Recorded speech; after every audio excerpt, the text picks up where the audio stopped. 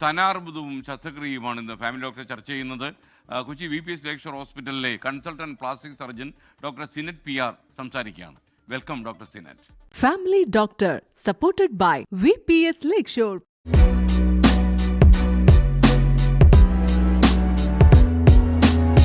ഒന്നാമത്തെ കാര്യം എന്ന് വെച്ചാൽ നമുക്കിത് എപ്പോൾ ചെയ്യാൻ പറ്റും എന്നുള്ളതാണ് ഒരു പ്രധാനപ്പെട്ട ചോദ്യം. എന്നുവെച്ചാൽ ഒന്നില്ലെങ്കിൽ ബ്രസ്റ്റ് ക്യാൻസർ എടുത്ത് മാറ്റിയതിനു ശേഷം അപ്പോൾ തന്നെ നമുക്ക് ചെയ്യാം. അത് എല്ലാവരും ഓങ്കോ സർജനും ഓങ്കോളജി ഡോക്ടർമാരും തീരുമാനിക്കുന്ന പോലെ ഇരിക്കും. അവർ പറയാണ് ഈ ക്യാൻസർ ഇപ്പോൾ കുഴപ്പമില്ല, പൂർണ്ണമായിട്ടും മാറി എന്ന് പറഞ്ഞാൽ നമുക്ക് ആ സമയത്ത് അപ്പോൾ തന്നെ നമുക്ക് സെയിം സർജറിയുടെ കൂടെ നമുക്ക് ചെയ്യാം. അതല്ലെന്നുണ്ടെങ്കിൽ കെമോതെറാപ്പി, റേഡിയോതെറാപ്പി അതെല്ലാം കഴിഞ്ഞിട്ട് രോഗി ഒന്ന് സുഖം പ്രാപിച്ചതിന് ശേഷം, കോൺഫിഡൻസ് വന്നതിന് ശേഷം നമുക്ക് ഈ ഒരു സർജറിയിലോട്ട് പോകാം. ഈ സർജറിയുടെ പ്രത്യേകത എന്ന് പറഞ്ഞിട്ടുണ്ടെങ്കിൽ നമുക്ക് സർജറി ചെയ്യുന്നത് വെച്ചാൽ എത്രത്തോളം ദശ പോയിട്ടുണ്ട് അതിനനുസരിച്ച് ബ്രസ്റ്റിൻ്റെ വലിപ്പം കുറഞ്ഞിട്ടുണ്ട്. അപ്പം നമുക്ക് പല സർജറികളുണ്ട്. ഒന്നില്ലെങ്കിൽ നമ്മുടെ ബാക്കിൻ്റെ ഭാഗത്തുനിന്ന് നമുക്ക് ദശ എടുത്തിട്ട് ആ ഒരു വോളിയം വലിപ്പം കുറവ് നമുക്ക് ചെയ്യാൻ പറ്റും.